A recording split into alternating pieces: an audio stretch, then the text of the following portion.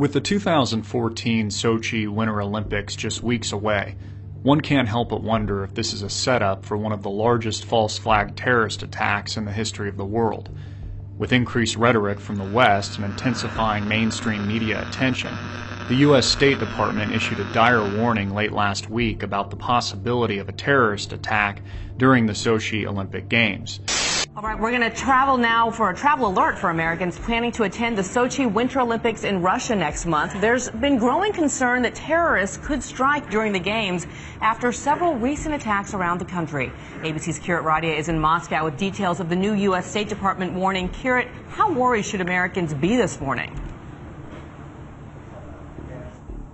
Good morning, Bianna. No specific threat to Americans, but after this latest string of indiscriminate attacks across the region, fears are growing that the Olympics are the next target. For Americans headed to the Olympics next month, a new warning from the State Department: be on the lookout for terrorism.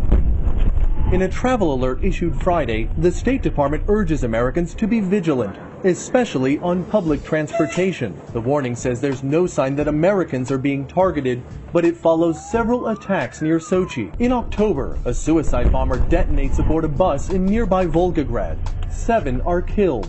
2 weeks ago, 2 more bombings in the same city, hitting a train station and another bus, killing dozens more.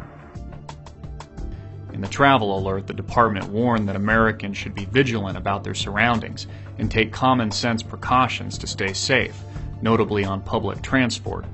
In recent weeks, several terror attacks have struck Russia, namely in the Russian city of Volgograd. 2 separate bus explosions as well as an attack on a train station left mangled bodies on the street and has raised fears of more violence in anticipation of the event. It is important to note that the United States has been engaged in a dangerous propaganda war with Russia for much of the last year, after revelations from truth-teller Edward Snowden shocked millions of Americans. The leak, which some have called the most significant disclosures in U.S. history, has put American intelligence in Washington on the defensive.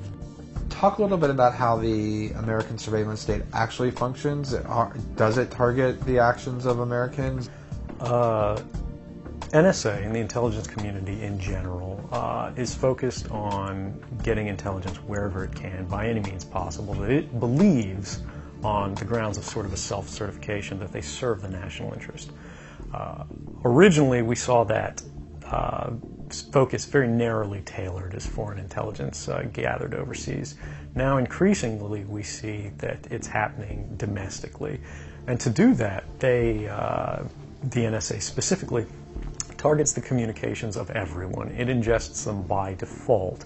It collects them in its system, and it filters them, and it analyzes them, and it measures them, and it stores them for periods of time, simply because that's the easiest, most efficient, and most valuable way to achieve these ends.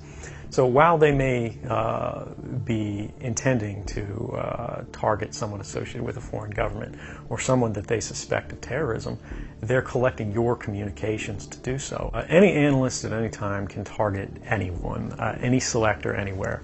Where those communications will be picked up depends on the range of the sensor networks and the authorities that that analyst is empowered with. Not all analysts have the ability to target everything, but I, sitting at my desk, certainly have the authorities to wiretap anyone, from you or your accountant to a federal judge to even the president if I had a personal email.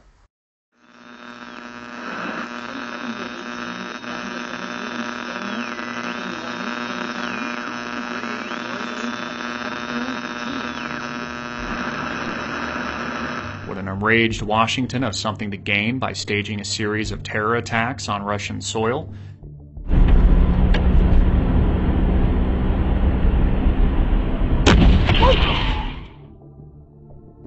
Vladimir Putin, largely responsible for the safety of Snowden after meeting his asylum request late last year, has been the focus of intense media scrutiny and White House disapproval. In recent months, the Obama administration has called Snowden's asylum grant a disappointing decision and has labeled Snowden a terrorist. A state spokesman for Russia's main investigative agency has confirmed the recent attacks in Volgograd are linked. Although there has been no immediate claim of responsibility, U.S. representatives have pointed a finger at leaders of an insurgency group that aimed to create an Islamic State out of Muslim provinces in Russia. Doku Umarov, what the mainstream media has dubbed Russia's Osama bin Laden, has specifically been mentioned. According to reports, the Chechen Islamist militant has claimed responsibility for several attacks on Russian civilians in recent years, including the 2010 Moscow metro bombings and the 2011 international airport attack. Even more interesting is a recent claim by the Washington Times that suggests Umarov may also be linked to the Boston bombings that occurred in America on April 15th, early last year.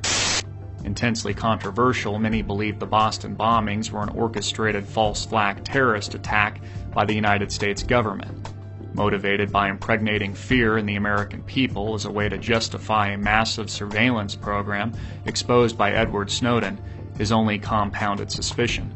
Some suggest the Boston bombings were a dry run for testing martial law in a major U.S. city. Although U.S. intelligence officials blame Umarov for inspiring the attacks in both Volgograd and Boston, many find it difficult to believe a government actively engaged in the anti-constitutional wiretapping of millions of Americans without their consent. Reports in recent months have also indicated that it was the U.S. government that had been arming al-Qaeda militants in Syria, responsible for the deadly chemical attacks in Ghouta that killed innocent civilians and threatened to destabilize the government of Bashar al-Assad. Are we to trust a government engaged in the wiretapping of America and the propagation of a massive surveillance state targeting its own citizens? With the Sochi Olympics fast approaching and growing speculation of an attack by the mainstream media and the U.S. State Department, we have to ask the question no one else dares to. What would the U.S. government have to gain by a series of pre-planned false flag terrorist attacks in Sochi this winter at the 2014 Olympic Games?